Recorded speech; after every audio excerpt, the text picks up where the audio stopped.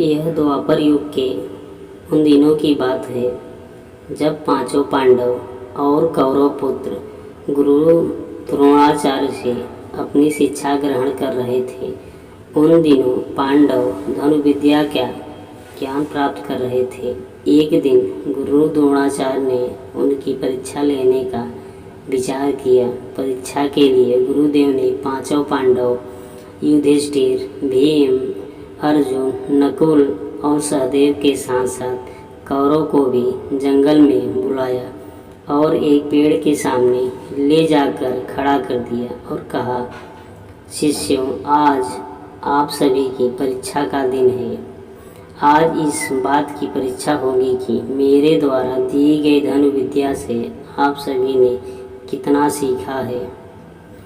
इसके बाद गुरु द्रोणाचार्य ने उस पेड़ की तरफ इशारा करते हुए कहा, वहाँ देखो, उस पेड़ पर एक नकली चिड़िया लटकी है।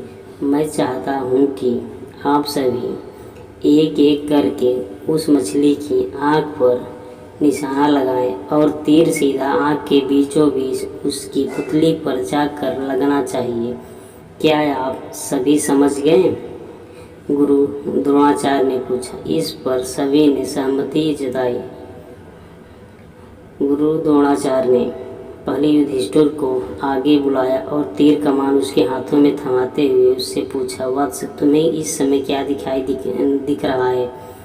युधिष्ठिर ने जवाब दिया, गुरुदेव, आप मेरे भाई, यह जंगल, पेड़ पर बैठे चिड़िया व पत्ते आदि सब कुछ दिख रहा है। यह सुनकर द्रोणाचार्य ने युधिष्ठिर के हाथ से तीर कमान ले लिया और कहा कि वह इस परीक्षा के लिए भी तैयार नहीं है। के बाद उन्होंने भीम को आगे बुलाया और कहा, तीर कमान थमा दिया। फिर उन्होंने पूछा कि तुम्हें क्या क्या दिखाई दे रहा है? इस पर भीम ने जवाब दिया कि गुरु, उसके भाई, पेड़ और चिड़िया, धरती, आसमान सब कुछ दिख रहा है।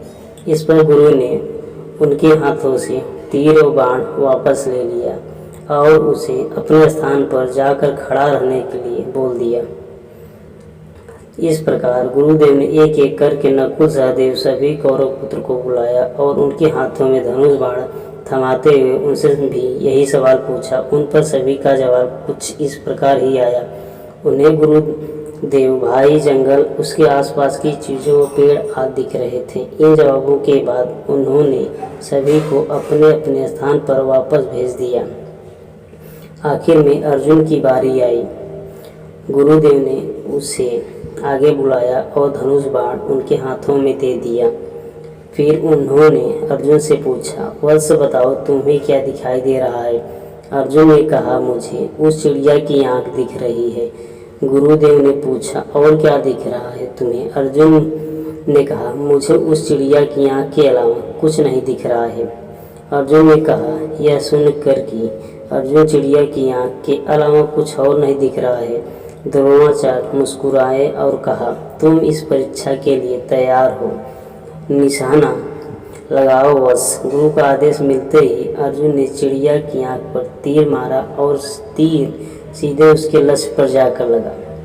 तो इस कहानी से हमें यह सीख मिली कि बच्चों को अर्जुन चिड़िया की आँख की इस कहानी में हमें यह सीख मिली कि सफलता प्राप्त